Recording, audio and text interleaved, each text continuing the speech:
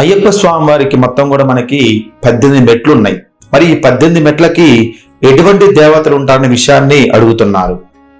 అయితే ముఖ్యంగా ఈ యొక్క 18 మెట్లకు 18 మంది దేవతలు మనకి ఇక్కడ ఇవ్వడం జరిగింది. వాటిలో 8 మెట్లకి అష్టదిక్పాలకులను ఇచ్చారు.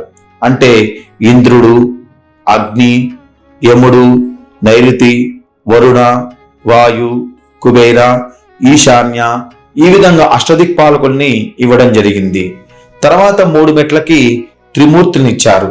బ్రహ్మ, విష్ణు, మహేశ్వరులు.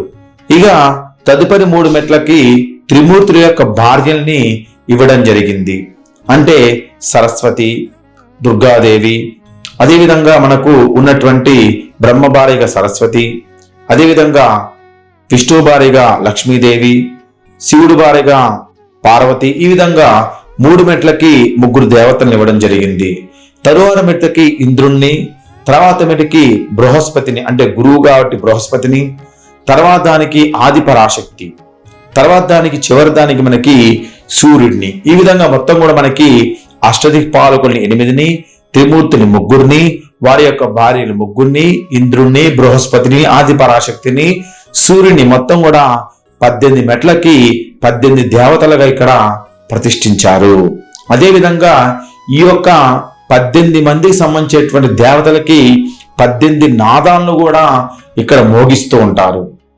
కాబట్టి ఈ దేవాలయ ప్రతిష్ఠ నాడు ఈ యొక్క 18 వాయిద్యాలు మనకి ఇక్కడ మోగించారట. అదేంటంటే మృదంగ, భేరి, కాహల, దుందీకి, తుంబర, మద్దల, వీణ, వేణు, నూపుర, మట్టుక, డిండిమ, డమురుక, డంక, ధవల, శంఖ, పటహ, జంజరి, జంత్ర వాయిద్యాలు మొత్తం కూడా మనకి 18 వాయిద్యాలు ఇక్కడ భోగించారు. కాబట్టి ఈ 18 మంది దేవతలకి 18 మెట్లని ఏర్పాటు చేయడం అనేది జరిగింది. ఇది 18 మెట్ల వెనుక ఉన్నటువంటి కథ.